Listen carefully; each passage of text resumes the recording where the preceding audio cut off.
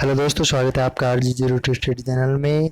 इस वीडियो में हम बात करने वाले हैं कि यूपीएससी के द्वारा जो एग्ज़ाम्स कराए जाने थे उनके सेंटर की डिटेल्स डाल दी गई है सभी स्टूडेंटों की कि किसके एग्ज़ाम्स कहाँ पर होंगे। अगर किसी स्टूडेंट को अपने एग्ज़ाम सेंटर बदलने हैं तो उसके लिए लिंक अपडेट किया गया है यूपीएससी की साइट पर, जिसकी लिंक की डेट है 7 तारीख से और 13 तारीख इसकी लास्ट डेट रखी गई है।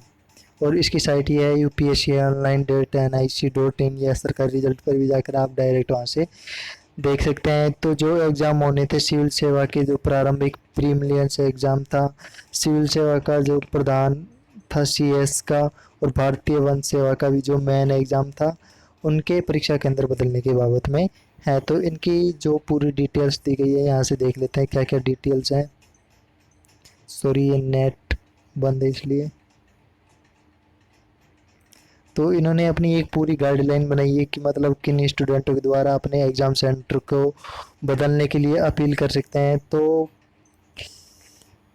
फेज फर्स्ट में है, देखो, आयोग ने सिविल सेवा प्रारंभिक परीक्षा, भारतीय वन सेवा प्रारंभिक परीक्षा 2020 सहित सिविल सेना परीक्षा 2020 तथा भारतीय वन सेना 2020 के प्रवेश प्राप्त उम्मीदवारों को चरण फर्स्ट के अंतर्गत दिनांक 7 से और 13/7 तक की अवधि के दौरान परीक्षा केंद्रों को परिवर्तन की अनुमति प्रदान की गई है यदि उम्मीदवारों को इसकी आवश्यकता हो। सेकंड जो बात बताई है इन्होंने ये है कि परीक्षा केंद्रों में परिवर्तन का विकल्प केवल उन उम्मीदवारों के लिए होगा जिन्होंने 12/2/2020 यानी 12 फरवरी से 3 मार्च के बीच के दौरान ऑनलाइन आवेदन सफलतापूर्वक जमा किए थे। उन्हीं के द्वारा केवल एग्जाम सेंटर को चेंज कराया जा सकता है। तो परिवर्तन का प्रावधान केवल परीक्षा केंद्र विकल्प के लिए लागू होगा। केवल वही उम्मीदवार इस विकल्प का प्रयोग कर जो अपनी परीक्षा का केंद्र बदलना चाहते हैं। नेक्स्ट, इनकी तीसरी गाइडलाइन है, जो उम्मीदवार अपना परीक्षा केंद्र नहीं बदलना चाहते उन्हें आयोग की परीक्षा केंद्र परिवर्तन प्रणाली में लॉगिन करने की आवश्यकता नहीं है।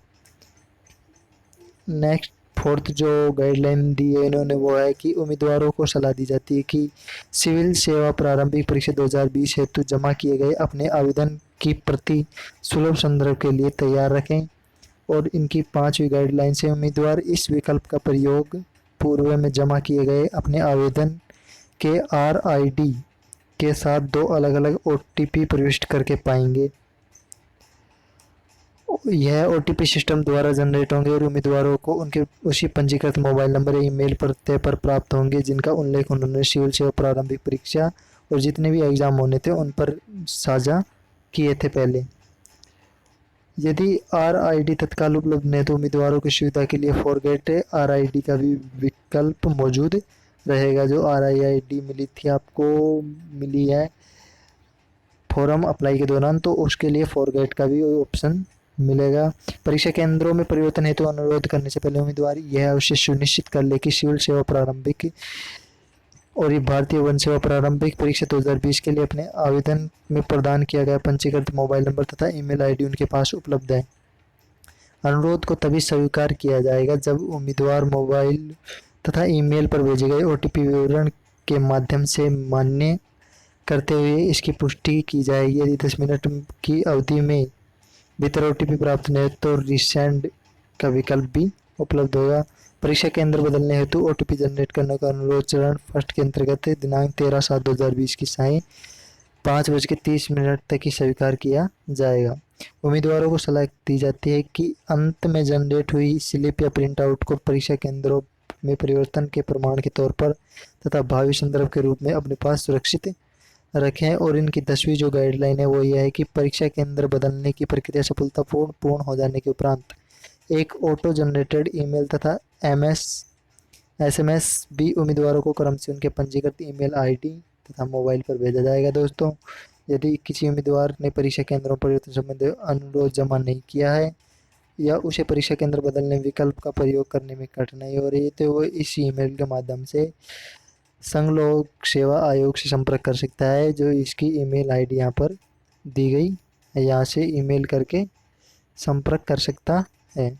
11वीं जो इनकी लास्ट गाइडलाइन है वो ये है कि उम्मीदवार यह अवश्य नोट कर ले कि एक बार परीक्षा केंद्र बदलने के अनुरोध को जमा कर दिए जाने के बाद चरण फर्स्ट में इसमें दोबारा परिवर्तन की अनुमति नहीं होगी और बदले में परीक्षा केंद्रों को अंतिम मान लिया जाएगा। यानी कि आपका एग्ज़ाम सेंटर केवल एक बार ही बदला जाएगा, तो पहले ही ये सुनिश्चित कर ले कि आप के लिए वो विकल्प अनुचित है या नहीं है। तो थैंक यू दोस्तों हमारे साथ बने रहने के लिए। अगर आपको हमारी वीडियो पसंद आती है तो इसे लाइक शेयर सब्सक्राइब ज़रूर करें।